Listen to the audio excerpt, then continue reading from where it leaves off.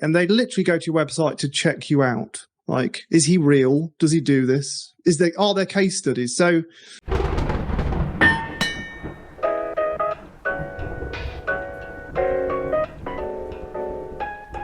I felt like I should be able to take on more clients, but I also felt busy most of the time. And then I got ill, and we had a holiday with the kids home, age 1 and 3, and we have a lot of stuff happening in the house. So I think, it's probably 1 month of work on processes, which is okay. I've done some stuff. I'm a little bit more strategic in terms of when I'm doing Google Ads.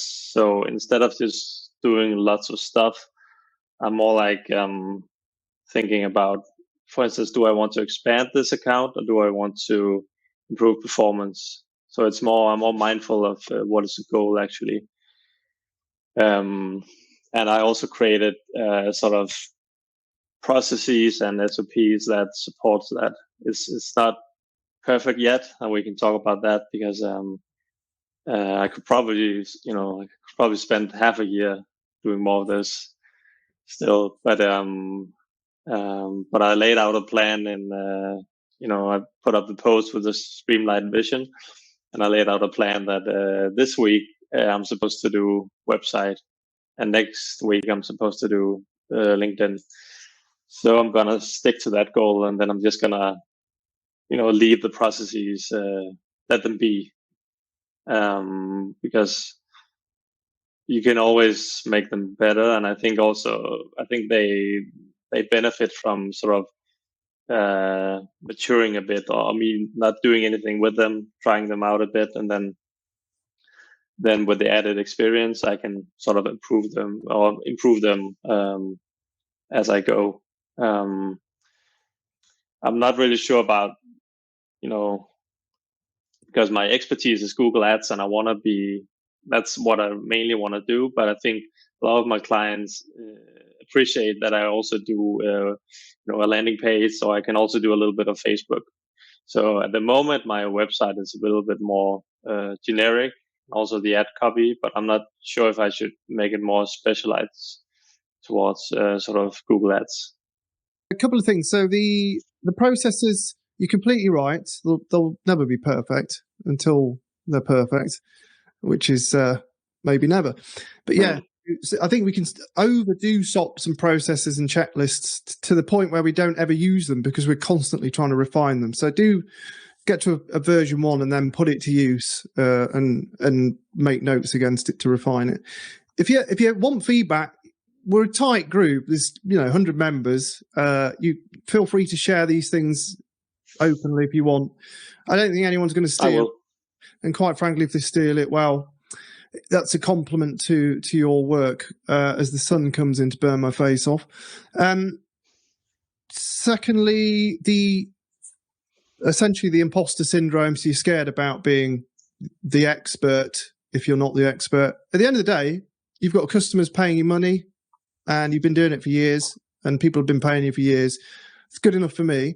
Should be good enough for you. So if you take Belinda's approach and you go into groups where you can be specific and more targeted, instead of just posting on LinkedIn, that's probably a good approach. If you're a bit more shy, you can use groups, Facebook groups, LinkedIn groups, where you can join into the conversation, where you might be one of very few Google Ads people. So you can be more confident there. And that's not to say, Belinda, that's why you did it, but that might, bloody hell, the sun.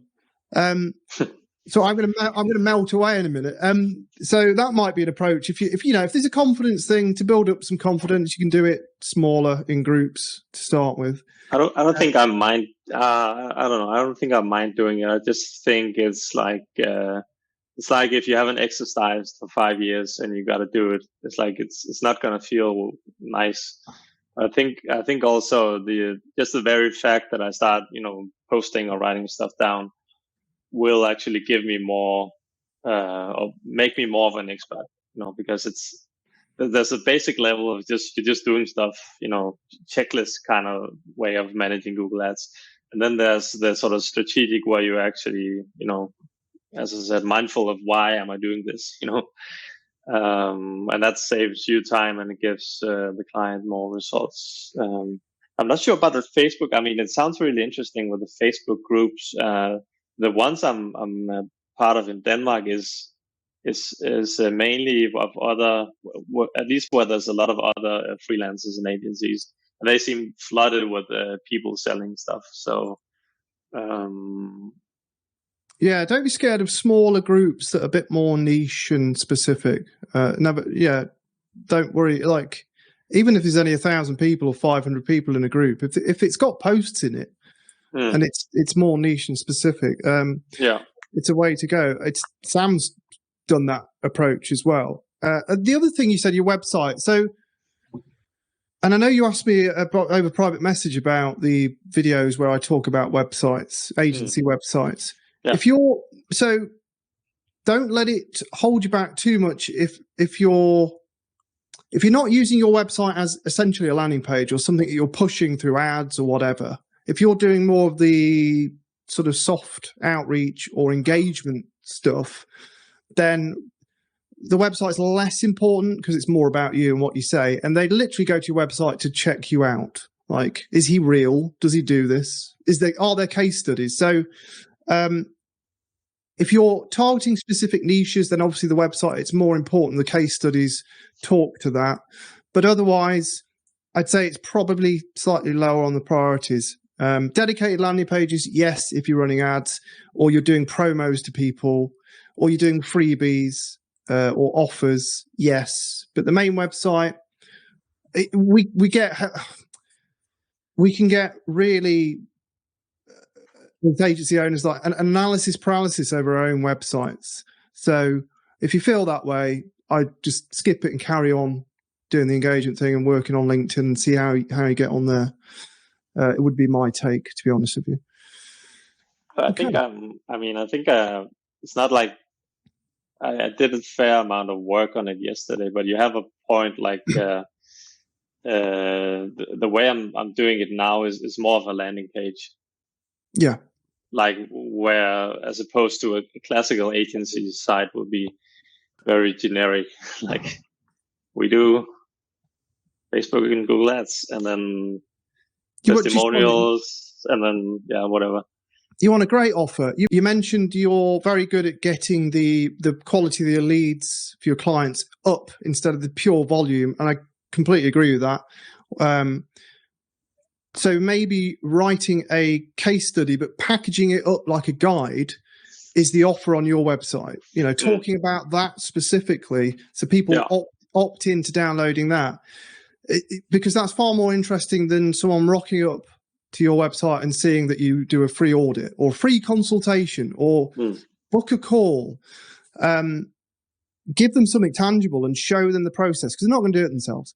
I've said this a million times, and even if they do, they weren't your client. So I would probably lean into that bit that you're really good at and show it off and say, stick your email in, I'll send you the good stuff, and then just have a nice, gentle email follow-up to say, give me some feedback on it. Are you going to implement it? Can I help you implement it? Just the obvious things. So you would put it further down the side, so you would have the top. You would have. Lead. I mean, that could be your page. Your agency website could be literally, we do X, Y, and Z. Here's how. Download the process, the case study, whatever you want to call it, the blueprint, whatever, and then explain what it is and why it's important. And that could be your lead magnet, but that could be your agency's website, essentially. It's far more effective and valuable than trying to go in with a free audit or whatever.